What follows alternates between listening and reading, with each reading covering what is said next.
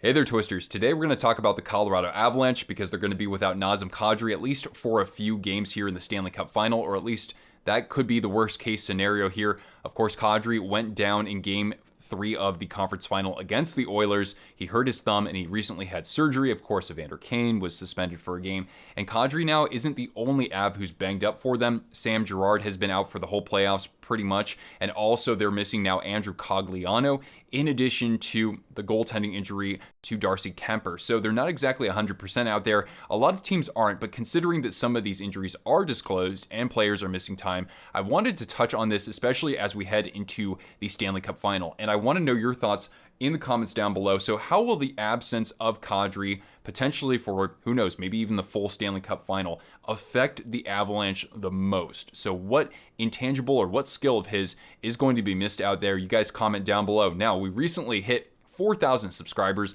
I want to say thank you so much to everybody who's been tuning in, people who have recently joined, people who keep returning to all the streams and watching our videos out there. I sincerely appreciate that. Let's celebrate us hitting 4K in game 1 of the Stanley Cup final. I'll be doing a live reaction to all of the playoff or Stanley Cup final action, but for game 1, hop into our stream that's going to be either June 15th or 18th, and I'll give away a $50 gift card to Cool Hockey so you can save some money on an Adidas NHL jersey. So hop into our stream and enter for your chance to win there. I'm going to give it away during the stream. All right. So let's look at Kadri. First of all, how has he performed in the playoffs so far? This is what maybe the Avalanche will be missing in his absence. So he's played 13 games, or 12 and a half. He has 6 goals, 8 assists for 14 points. So a point a game, just a little bit better than that. A +7 rating so far. He's pumped 47 shots on goal. That's very good for 13 games. He also has won just over half of his draws out there. He's been instrumental, particularly at even strength. Only 2 of his points are on the power play.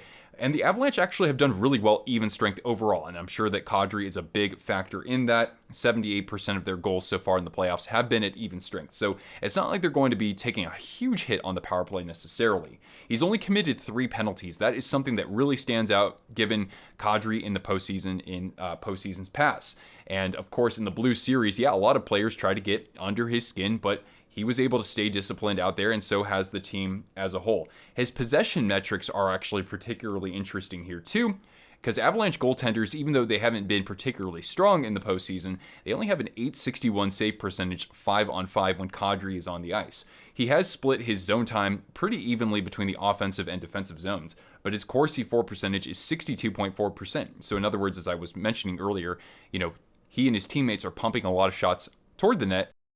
He's having some success there too.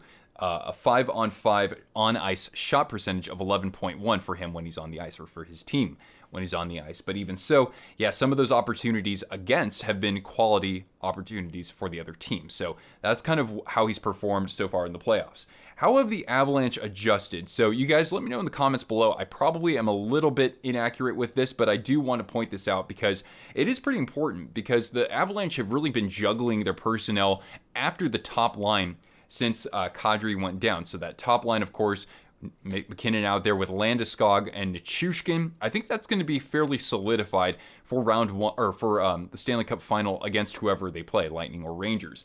But then you look after that. So this is according to Cap Friendly. Now, Mikko Rantanen is actually listed having played second line center, in addition to Arturi Lehkonen and Andrei Burakovsky joining him. So Burakovsky's interesting because he was actually scratched in a few postseason games. He hasn't been producing all that much out there. And really with the Avalanche, I've noticed that certain players have shined in certain roles, and Burakovsky, he hasn't been good enough in his role so far. Of course, he had a really good regular season, just like Kadri. They played a lot of time out there together. So he's one player, and Lehkonen, in the meantime, I think he's going to stay in the top 6 for this final, because he's been producing actually pretty well. He had, of course, the overtime winner against the Oilers, and he had 2 assists in that game as well. And really for him, he helps with the forecheck in terms of keeping the possessions alive and pressuring the defense and keeping them on their heels. So I could imagine Lecky standing out there. But after that, things get pretty interesting for the bottom 6. One reason why I say that is because, as I mentioned earlier, Andrew Cogliano is also injured with a similar injury, at least from what I've heard from the media out there. So he might not actually play to start the Stanley Cup final either. Now, Cogliano, I watched him a little bit in San Jose as a Sharks fan, and he is certainly instrumental when it comes to the penalty kill, and that was one huge reason why he was brought in there. The Avalanche struggled with that for most of the season, but they got better as the season went along. In the postseason, I do want to also point out that, at least against the Oilers, they only surrendered 2 power play goals in 4 games there. So they did a pretty good job. And one reason why I think they can still hold their own on the PK is with somebody like Nico Sturm, who is a physical, defensive-minded bottom 6 forward. So, and he was also brought in through the trade deadline too. Wanted to make sure I pointed that out. So at least I expect for Sturm to slide down kind of into Cogliano's role to play on the 4th line there. Let's move one line up there. You have JT Compher, who's, as the postseason goes along, stringing together some fantastic games out there. Both ends of the ice, too. It's not just his offense. Defensively, he's a pretty good guy out there, too.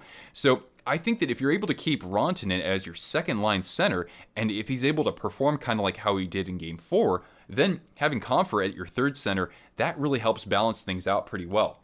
Now, in terms of who's going to fit on the wings there, I'm not entirely sure. So one guy I would like to see actually make his way up there is Logan O'Connor. I've talked about this a few times on our live streams. I think that Logan O'Connor could possibly be like a 25 goal scorer if he, fit into a second line somewhere else. So I like him quite a bit. If he played up there with Compher and maybe like Alex Newhook, I could think that would work out fairly well. But then again, as I mentioned earlier, Bednar has done a nice job in terms of assigning different roles to players on different lines. So you could have O'Connor play in the 4th line with some of the other kind of more grinder players, for just a quick term to use there. And you could have somebody like Obey Kubel complement Compher, because Obey Kubel is going to, lend himself a lot more physically, and Compher is going to make some of the other stick checks and, interceptions out there on defense. So I do kind of like the way that Bednar has approached this. And don't forget a guy like Darren Helm as well. I think that he's really impressed me, not just for that goal he scored against St. Louis in Game 6, but how he's able to keep up the pressure on the forecheck and use his speed out there in transition as well. So I think that overall, just looking at the forward group, Bednar can find a way. I think that Rantanen, if he's able to play, again, like he did in Game 4, I think that's a bit of a linchpin looking at the lineup beyond the top line for the Avalanche. And you also have to consider that during the regular season, this team absolutely sizzled out there despite injuries to key players the whole way. Really, the Avalanche were hit hard by the injury bug to some of their top performers, and they still nearly won the President's Trophy. So they went 31 games without Gabe Landeskog, 17 without Nathan MacKinnon, 16 without Devon Taves, who I think is the number 1 defenseman on most clubs out there. 20 games without Val Nichushkin, who was excellent in the top 6 this year, had a career year there. And 11 games without Nazem Kadri in the regular season as well. You also have to consider how some teams have performed in the playoffs when missing a key player for a large stretch of time. So, some players will miss a game or 2 in the postseason, but I wanted to focus on 2 that really come to mind from what I've seen in Cup-winning seasons for them. So first of all, Steven Stamkos with the Lightning in 2020. He was absent for all but 1 game. But Braden Point, who was certainly a younger forward back then, he put up a monster playoffs on the top line there with 14 goals and 19 assists in 23 games. So this guy really emerged as an elite forward, in part because he had to fill in for Steven Stamkos. Also, this is a different position, but you look at 2017, the Penguins came off a Stanley Cup victory in 2016 that I don't really like to talk about. And the next year, they were without Chris Letang for the whole playoffs. But they were able to get some contributions from the Blue Liners. Justin Schultz, at the right side, led the way for Pittsburgh defenseman with 4 goals and 9 assists for 13 points in 21 games. So you can get those contributions. However, I do want to play a little bit of devil's advocate here and really point out 2 reasons why maybe the Avalanche could be in trouble. First things first, and I'll talk about this in my Stanley Cup final preview, really the Avalanche haven't faced nearly as tough of a defensive team in terms of blue liners and goaltending. So you look at the Rangers and the Lightning and some of the key all-star defensemen that they have on those clubs, in addition to their goaltenders, the 2 best in the world in Shesterkin and Vasilevsky. So they're going to have to face one of them. And then you also look at the defensive structures for those teams as well, with the Rangers and Gerard Gallant behind the bench kind of helping solidify that.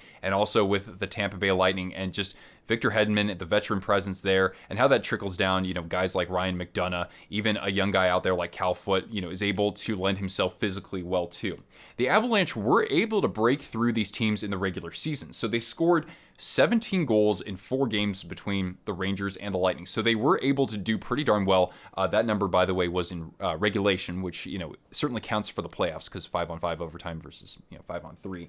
But still, I look at the way that the defenses for both Tampa and for the Rangers have shut down opponents, how Tampa was able to shut down the best offense in the NHL in Florida, and that team was mostly healthy for the postseason. And right now, how the New York Rangers can't buy a 5-on-5 goal against the Lightning. So that starts to concern me a little bit when I think about the Avalanche. They attack a little bit differently than New York can, and I think the forechecking could certainly be in the Avalanche's favor. But I think it's really important to point that out compared to how the Avalanche are coming off of a sweep against a much weaker Oilers defense and goaltending for sure. The other point I want to make here is actually Braden Point, that is. So it's looking like there's a chance that he's going to return at least at some point in the postseason here. So if he comes back, and let's say he plays on that top line for the Lightning with Stamkos at the wing and also Kucherov. Well, what happens after that is that Andre Palat slides down into the second line. He's looking really good right now for Tampa, and he's a key offensive weapon while guys like Cirelli and also Killorn have been cold. I have a theory that maybe Killorn's playing with some sort of injury out there. But with Cirelli, he can really frustrate the attackers out there. He's a very good defensive player. So when you have Rantanen out there, if the wingers aren't able to come alive and help him so that he's not carrying this all by himself out there, then yeah, I think that could be a bit of a cause for concern. And then what you end up with overall is possibly, instead of that speed-based game from the Avalanche, especially, even strength, again, in the playoffs, 78% of their goals are even strength. Then you start to get into sort of that muck and grind kind of game that Tampa can absolutely excel in the postseason, and even the Rangers to some extent as well. So those, I think, are maybe the kinds of drawbacks for the Avalanche in terms of not being able to play the game that they excel at most. So anyway, I just want to know your thoughts about this in the comments down below. So sound off. Again, let me know how Kadri is going to be missed the most, how this affects the Avalanche, and stick around for our live reactions during the Stanley Cup final, and make sure you watch my preview as well for the Avalanche versus either the Lightning or the Rangers. So thank you guys so much for tuning in. Make sure you hit the big thumbs up because that'll help others like you discover this channel, and subscribe if you haven't already. In the meantime, you can also follow me on social media. I have information in the description down below. You can also pick up some Twisted Wrister hockey merch. And if you want to show your support with a donation, we have many ways to do that, including the thanks option here. Thank you guys so much for tuning in. Once again, I'm Nick. I'll catch you Twisters later. Ciao.